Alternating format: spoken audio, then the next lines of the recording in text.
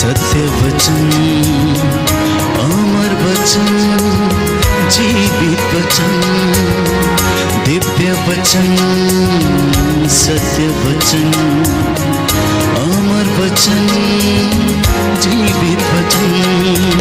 साई दा बामा बनी दा बामा बगरे सा निरे सा निरे सा निरे सा निरे सा। दिव्य वचन, सत्य वचन, अमर वचन, जीवित वचन, दिव्य वचन, दिव्य वचन।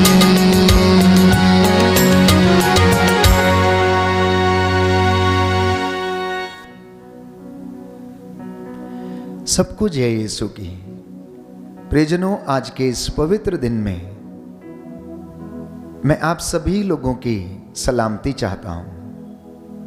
प्रभु आज के इस वचन के द्वारा आप लोगों को स्पर्श करे और आज के ये वचन आपके जीवन में 100 गुना फल लाए। हम नित्य प्रतिदिन दिव्य वचन के माध्यम से प्रभु की इच्छा को जानने का प्रयास करते हैं, उसके प्रेम को हम अनुभव करने की कोशिश करते हैं। नित्य प्रतिदिन प्रभु इन वचनों के द्वारा हमसे क्या बातें करना चाहता है, हमसे क्या कहना चाहता है, ये हम जानने का प्रयास करते हैं। इसलिए आज का दिव्य वचन प्रभु आपके विषय में जो सोचता है, जो योजना बनाता है, यह उस पर आधारित है। यिर्मयाह नबी का ग्रंथ अध्याय 29 पद संख्या 11। प्रभु कह रहे हैं कि मैंने तुम्हारे लिए योजना बनाई है, मैं तुम्हारे भविष्य की योजनाओं को जानता हूं और ये योजनाएं तुम्हारे हित की हैं, अहित की नहीं। तुम्हारे आशा में भविष्य की योजनाएं हैं। प्रियजनों, आज उसकी योजनाएं और आशीष आपके जीवन में आएंगी यदि आप अपने इस जीवन में इस वचन को आत्मसात करेंगे।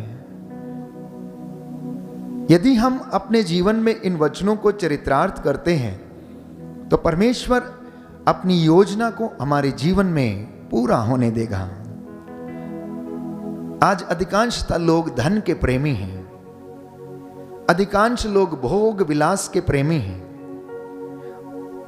अधिकांश लोग लालची हैं, स्वार्थ से भरे हुए हैं, केवल अपने विषय में सोचते हैं, अपनी योजनाओं को पूरा करने के विषय में सोचते रहते हैं, लेकिन जिंदगी में कुछ हासिल नहीं होता है।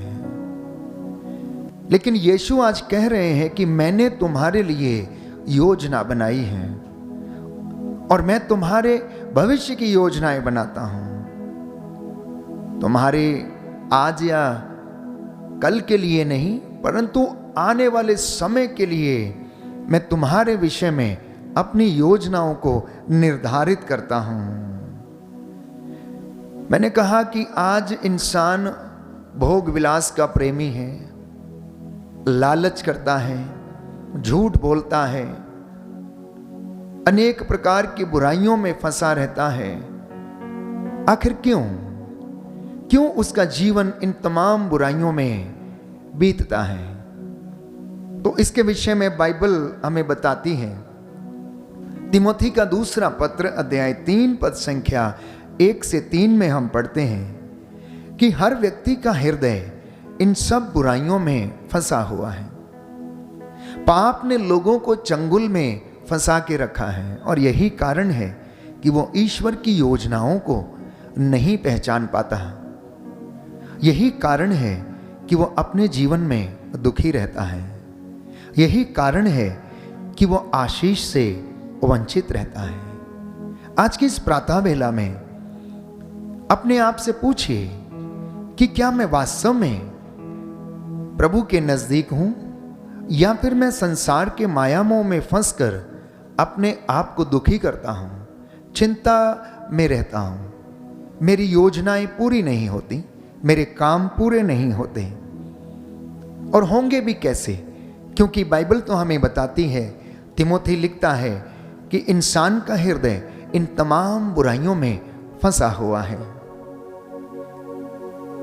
इस बात को प्रमाणित करते हुए यीशु मसीह ये कहते हैं मत्ती के सुसमाचार अध्याय 15 पद संख्या 9 में कि बुरे विचार मन से निकलते हैं, अर्थात हत्या, झूठी गवाही, परगमन, व्यभिचार, निंदा, चोरी और ये सब बातें ये शैतान के लिए दरवाजे खोलती हैं। और इसी बात को संत पौलुस भी प्रमाणित करता है कि शरीर के कुकर्म प्रत्यक्ष हैं, इसलिए हमें इन तमाम बुराइयों से दूर रहने की आवश्यकता है।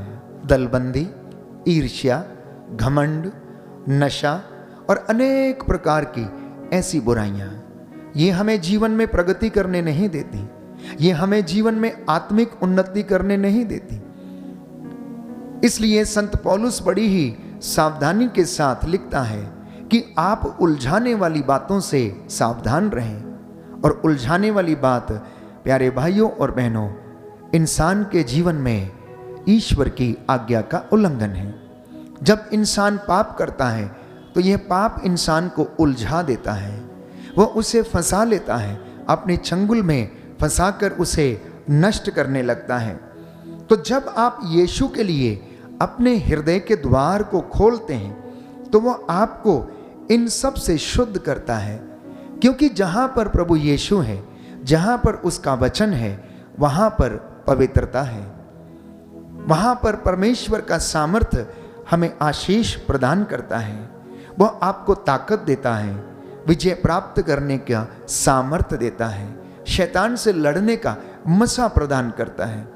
और हम यूं ही अपनी जिंदगी में आध्यात्मिक उन्नति करने के लिए आगे बढ़ते रहते हैं। Hallelujah, hallelujah. यीशु की स्तुति हो, यीशु की स्तुति हो, यीशु को धन्यवाद, यीशु को धन्यवाद, यीशु की आराधना हो, यीशु की आराधना हो, यीशु की महिमा हो, यीशु की महिमा हो, यीशु को धन्यवाद। यीशु को धन्यवाद। दूसरा इतिहास ग्रंथ, दूसरा इतिहास ग्रंथ अध्याय 14 अध्याय 14 पद संख्या 6, पद संख्या 6। प्रभु का वचन कहता है, प्रभु का वचन कहता है, क्योंकि हम प्रभु अपने ईश्वर की खोज में लगे रहे और उसने हमारे चारों ओर शांति बनाए रखी। Hallelujah, hallelujah. स्तोत्रकार कहता है अध्याय 29 पद संख्या 11, प्रभु अपनी प्रजा को बल प्रदान करेगा, प्रभु अपनी प्रजा को शांति का आशीर्वाद देगा। Hallelujah, hallelujah, hallelujah, hallelujah. कितनी सुंदर बात है कि परमेश्वर नित्य प्रतिदिन हमारे जीवन में अपनी योजनाओं को पूरा करता है। और बाइबल इस बात को प्रमाणित करती है कि जो व्यक्ति ईश्वर की खोज में ईमानदारी से लगा रहा, उसने उनके चारों ओर अपनी शांति बनाए रखी, उसने उन्हें हर विपत्ति से बचाया, वह उनके विरोधियों का विरोधी, शत्रुओं का शत्रु वो बन गया है। उनके आगे आगे चलकर वो उनका मार्गदर्शन करने लगा, क्योंकि वो चाहता था कि इन लोगों का कल्याण हो। क्योंकि वो आपसे प्रेम करता है, इसलिए वो हमारे चारों ओर शांति बनाए रखता और हमें भरपूरी का जीवन प्रदान करता है। इसलिए स्तोत्रकार इस बात को स्पष्ट करता है प्रियजनों कि मुझे अपने प्रभु से बल मिलता है, वह मुझे सामर्थ्य प्रदान करता है जिससे कि मैं उसकी हजूरी में रहूं और उस शांति को मैं अनुभव करता जाऊं। तो यही बात मैं आपसे बताने का प्रयास कर रहा हूं आज के दिव्य वचन के माध्यम से कि परमेश्वर की योजनाओं को जानने की कोशिश कीजिए। आज के इस पवित्र दिन में परमेश्वर आपसे क्या चाहता है, उसकी इच्छा को जानने की कोशिश कीजिए। उसकी योजना आपके जीवन में क्या है, वो किधर आपको लेकर चलना चाहता है, उसे जानने की कोशिश करें। और ये तब होगा जब हम नित्य प्रतिदिन उसकी हजूरी में आएंगे। ये तब होगा जब हम उसके वचन को सुनेंगे और मनन चिंतन करेंगे। ये तब होगा जब हम पवित्र आत्मा को हमारे ऊपर, परिवार के ऊपर अधिकार देंगे और वो हमें समझाएगा, वो हमें चलाएगा। क्योंकि परमेश्वर का मन केवल एक व्यक्ति जानता है और वो है पवित्र आत्मा। क्योंकि बाइबल ये कहती है कि पवित्र आत्मा ईश्वर के रहस्यों की थाह लेता है। कोई भी साधारण इंसान ईश्वर के रहस्यों को और मन को नहीं जान सकता जब तक कि पवित्र आत्मा उसको अभिषेक ना दे, जब तक कि पवित्र आत्मा उसको ना समझाए, वो ईश्वर के रहस्यों को, योजनाओं को नहीं समझ सकता। तो आज हमारा सबसे बड़ा कर्तव्य ये है, आज हमारी सबसे बड़ी ड्यूटी ये है कि हम वचन को पढ़ें, उस शिक्षा को हम ग्रहण करें, कान लगाकर उसे सुने और वो हमें जीवन प्रदान करेगी। इसलिए प्रभु यीशु ये कहता है, देखो मैं तुम्हारे द्वार पर खड़ा हूं, यदि कोई द्वार खोलेगा तो मैं उसके घर में प्रवेश करूंगा, मैं उसके साथ भोजन करूंगा। इसलिए अपने हृदय के द्वार को खोलना, अपनी आत्मा में उसे ग्रहण करना, अपने विचारों में उसे ग्रहण करना, प्रभु का आदर करना, और वो आपको समझाएगा। क्योंकि बाइबल ये कहती है, यीशु कहता है कि बुरे विचार मन से निकलते हैं, हृदय से निकलते हैं। तो यदि हमारे हृदय में बुराई है तो हम प्रभु के प्रशंसा नहीं कर सकते, स्तुति नहीं कर सकते, आराधना नहीं कर सकते। यदि हमारे विचार अच्छे नहीं हैं तो हम अपने जीवन में उन्नति नहीं कर सकते, ना ही आध्यात्मिक उन्नति और ना ही अपने दैनिक जीवन में हम उन्नति कर सकते हैं। तो कुरिन्थियों को लिखते हुए संत पौलुस दूसरे पत्र में अध्याय 6 पद संख्या 17 में कहता है कि आप लोग इन सब से दूर चले जाओ, इन तमाम बुराइयों से दूर हो जाओ, इन तमाम बातों से आप अलग हो जाओ, किसी अपवित्र वस्तु का स्पर्श मत करो। यह प्रभु का कहना है। किसी भी बुरे विचार में फंसे मत रहो, क्योंकि ये इंसान के मन को विकृत करती है, उसकी सोच को विकृत कर देता है। आज वो आपके घर में आएगा, यदि आप उसे वचन के माध्यम से स्वीकार करेंगे तो वो आपके साथ रहेगा। प्रियजनों, एक बात आप याद रखिएगा कि यीशु हमारे घर में रोज आता है जब हम वचन को सुनते हैं या पढ़ते हैं। वचन के माध्यम से वो हमारे घर में रहता है। जो कोई व्यक्ति वचन नहीं पढ़ता, संस्कारों में भाग नहीं लेता, उचित रीति से उन्हें ग्रहण नहीं करता, वो उनके जीवन से दूर रहता है। इसलिए परमेश्वर को ग्रहण करने और देखने और सुनने का एकमात्र उपाय ये है कि उसके पवित्र वचन की चर्चा करना, उसके पवित्र वचन को सुनना और उस पर मनन चिंतन करना।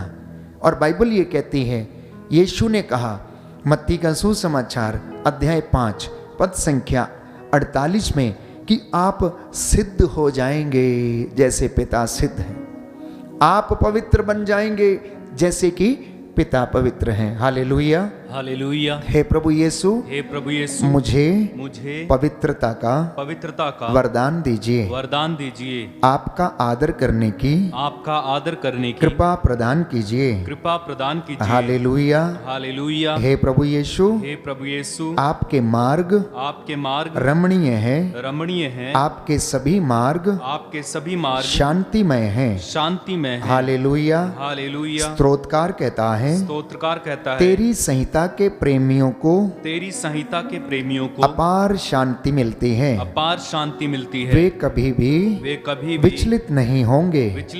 Hallelujah, hallelujah, hallelujah. कितनी सुंदर बातें बाइबल हमें बताती है। स्तोत्रकार कहता है कि जो तेरी संहिता के प्रेमी हैं, जो तेरे वचन के प्रेमी हैं, जो वचन को सुनते हैं, उन्हें शांति मिलती है, वे कभी रास्ते से विचलित नहीं होंगे, क्योंकि तेरे रास्ते शांति प्रदान करते हैं। तेरे मार्ग रमणीय हैं, वो अत्यंत सुंदर हैं। वो उन रास्तों के जैसे हैं जिन रास्तों के दोनों किनारे में सुंदर सुंदर फूल और मन को लुभाने वाली प्राकृतिक चीजों से वो भरे हुए हैं, वो सौंदर्य से भरे हुए हैं। इसलिए प्रभु यीशु ने कहा कि यदि तुम मुझे स्वीकार करोगे तो मैं भी अपने पिता के सामने तुम्हें स्वीकार करूंगा। यदि तुम अपना द्वार खोलोगे तो मैं घर में प्रवेश करूंगा। यदि तुम मेरी बातों को मानोगे तो तुम सिद्ध हो जाओगे जैसे कि पिता सिद्ध है। आप पवित्र बन जाएंगे, आपकी सोच पवित्र हो जाएगी, आपका मन, आपकी आत्मा, आपका शरीर और आपके चलने वाले रास्ते भी पवित्र हो जाएंगे, क्योंकि वचन के द्वारा आप पवित्र किए जा चुके हैं। आपकी संतानें भी पवित्र हो जाएंगी और आपकी उन्नति भी, और उन्नति में हर चीज प्यारे भाइयों और बहनों पवित्र होगी और परमेश्वर उसे ब्लेस करेगा। इसलिए पेतरुस अपने पहले पत्र अध्याय 1 पद संख्या 16 में लिखता है कि पवित्र बनो जैसे कि पिता पवित्र है। तो आज का ये दिव्य वचन हमें आमंत्रित करता है। पहली बात, यीशु ये कहता है कि मैंने तुम्हारे लिए योजना बनाई है, तुम्हें ब्लेस करने की योजना है, और ये योजना मैं तब पूरी कर दूंगा जब तुम सिद्ध हो जाओगे, पवित्र हो जाओगे। पवित्र आप लोग कैसे होंगे? वचन को सुनने, वचन को पढ़ने, उसकी चर्चा करने से आप शुद्ध हो जाएंगे, पवित्र हो जाएंगे, क्योंकि बाइबल ये कहती है कि प्रभु का वचन जो जीवंत, सशक्त और दुधारी तलवार से भी तेज है, हृदय के अंतरतम में पहुंचकर हमारी अस्पष्ट आहों को वो जान लेता है और उनसे हमें आजाद करता है, हमें शांति प्रदान करता है। ईशाया नबी के ग्रंथ में हम पढ़ते हैं, प्रभु ने कहा कि मेरी वाणी आकाश से धरती के ऊपर आती है और अपना उद्देश्य पूरा किए बिना नहीं लौटती। तो जहां परमेश्वर का वचन बीज के रूप में बोया जाता है, वो अपना कार्य पूरा करता है। चौथी बात, आज के दिव्य वचन के माध्यम से प्रभु हमसे ये कहना चाहता है कि पिता की इच्छा है कि आपका शोक आनंद में बदल जाए। पिता की इच्छा ये है कि आपका शोक आनंद में बदल जाए। और प्रभु ये कहता है यूहन्ना के सुसमाचार अध्याय 16 पद संख्या 20 में कि तुम मुझे फिर देखोगे और मैं तुम्हारा शोक आनंद में बदल दूंगा। बोलिए आमीन, आमीन, हालेलुया, हालेलुया। हे प्रभु यीशु, हे प्रभु यीशु, मैं विश्वास करता मैं हूँ विश्वास करता हूँ कि आप मेरा शोक कि आप मेरा शोक आनंद में बदल देंगे। आनंद में बदल देंगे। आपके वचनों में, आपके वचनों में जीवन है, जीवन है, अनंत जीवन का अनंत जीवन संदेश का है, संदेश है। आपके वचन आपके वचन आनंद प्रदान करते हैं। आनंद प्रदान करते हैं। Hallelujah, hallelujah, hallelujah, hallelujah. प्रभु कहता है तुम मुझे फिर देखोगे, तुम मुझे फिर देखोगे और मैं तुम्हारा शोक आनंद में बदल दूंगा। आज तमाम लोग यीशु से दूर जाकर दुखी हैं, कष्ट में हैं, चिंता में हैं, परेशानी में हैं, क्योंकि उन्होंने अपनी आंखों से प्रभु की शिक्षा को दूर कर दिया है। इसलिए बाइबल कहती है, पुत्र तुम इस शिक्षा को अपनी आंखों से ओझल ना होने दो, क्योंकि ये वचन तुम्हारे लिए निरे शब्द नहीं, ये वचन तुम्हारे लिए आत्मा और जीवन है। और प्रभु ने कहा कि मैं फिर आकर तुम्हारा शोक आनंद में बदल दूंगा। कैसे? प्रभु यीशु दोबारा आएगा, न्याय के दिन वो तख्त पर बैठेगा और न्याय करेगा, लेकिन इस समय वो हमारे बीच में आ रहा है, आया है और आता है जब वचन पढ़ा जाता है। और आप जो ये वचन सुन रहे हैं उसके माध्यम से आप में से बहुत सारे लोगों का शोक वो आनंद में बदल रहा है। क्यों?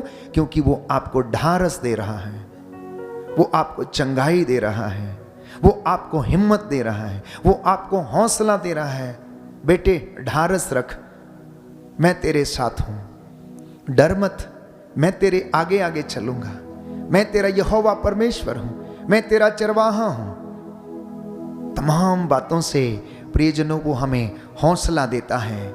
जब पेतरुस दुखी था, बाइबल हमें बताती है, लूकस के सुसमाचार अध्याय 5 पद संख्या 3 से 5 में हम पढ़ते हैं कि पेतरुस दुखी था, सारी रात मेहनत करने पर भी उसे कुछ नहीं मिला था, लेकिन जैसे ही यीशु ने उसकी नाव के ऊपर कदम रखा, उसका शोक आनंद में बदल गया। जब उसने बहुत सारी मछलियों को पकड़ा, प्यारे भाइयों और बहनों, उसका दुख आनंद में बदल गया।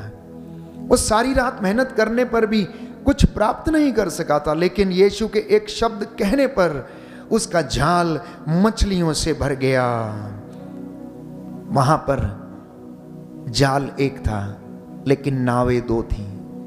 उन्होंने अपने मित्रों से इशारे के साथ बुलाया कि अपनी नाव लेकर आओ और उसकी मदद करो।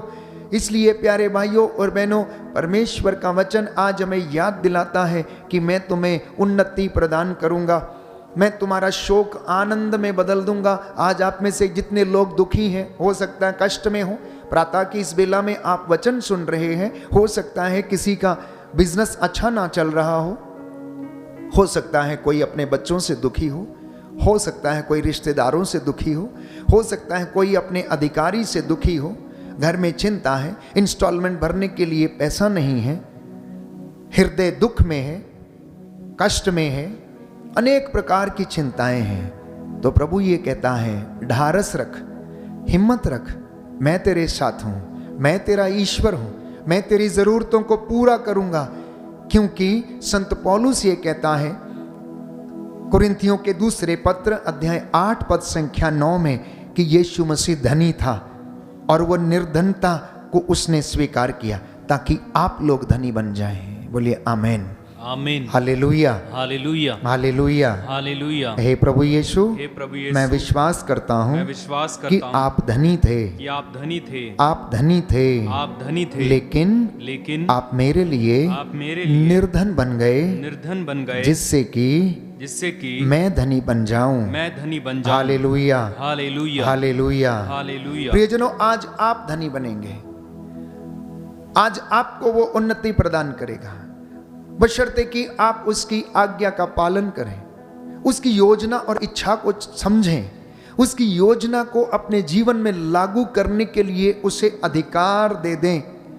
इसलिए बाइबल हमें बताती है, विधि विवरण ग्रंथ अध्याय 8 पद संख्या 18 में हम पढ़ते हैं, प्यारे भाइयों और बहनों, बुक ऑफ डिट्रोनॉमी चैप्टर 8 वर्स 18, बल्कि अपने प्रभु ईश्वर का स्मरण करते रहो, वही तुम्हें संपत्ति एकत्र करने का सामर्थ्य प्रदान करता है, क्योंकि वह आज तक वह विधान बनाए रखता है जिसे उसने शपथ खाकर तुम्हारे पूर्वजों के लिए निर्धारित किया था।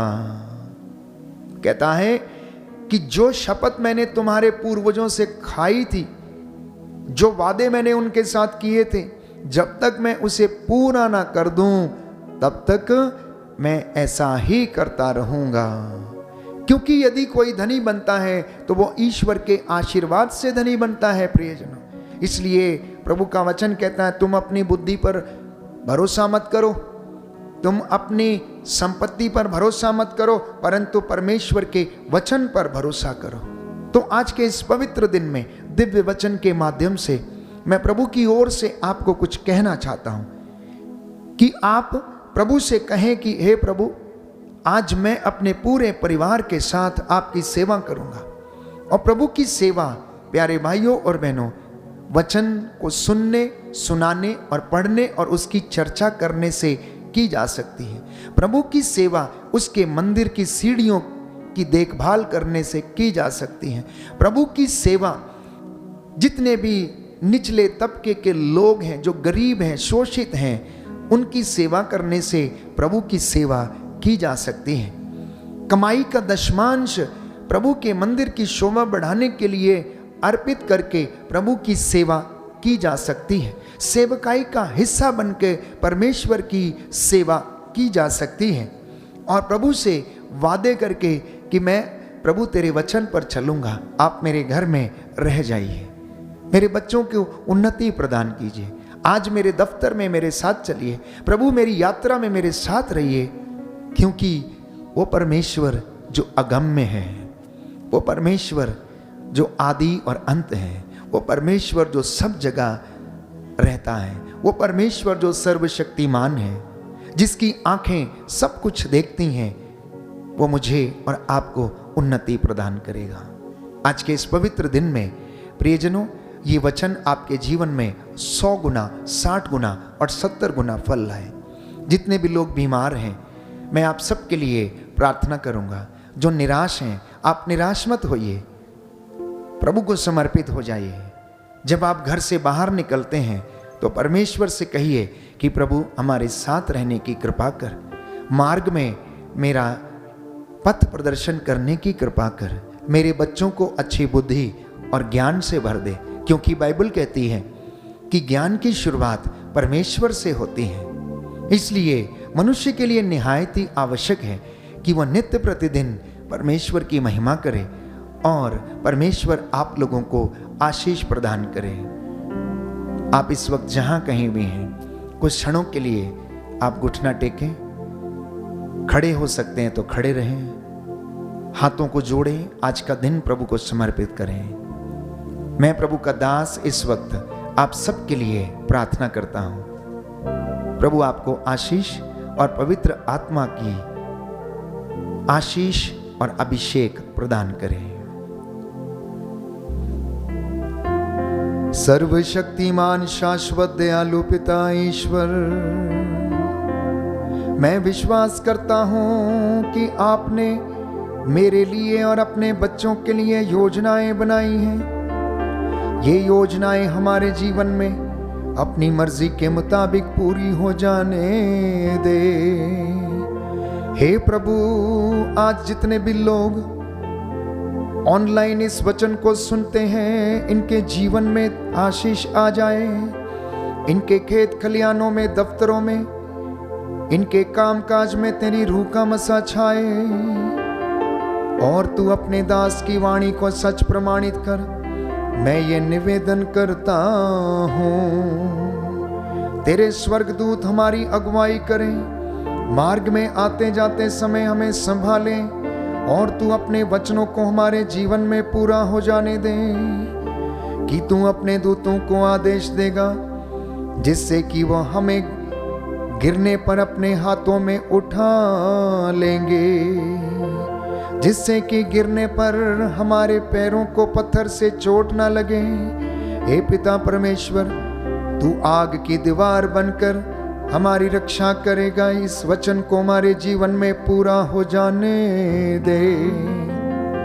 आज हम अपने परिवार को चौखटों, बिछौनों, आटा गूंदने की परात को प्रभु समर्पित करते हैं, सारी योजनाओं को समर्पित करते हैं। तू हमारे जीवन में आशीष प्रदान कर और तेरे इन बच्चों को भी आशीष और रूह का दुगना मसा प्रदान कर। हमारी प्रार्थना सुन ले हमारे उद्धारकर्ता यीशु प्रभु के द्वारा। आमीन।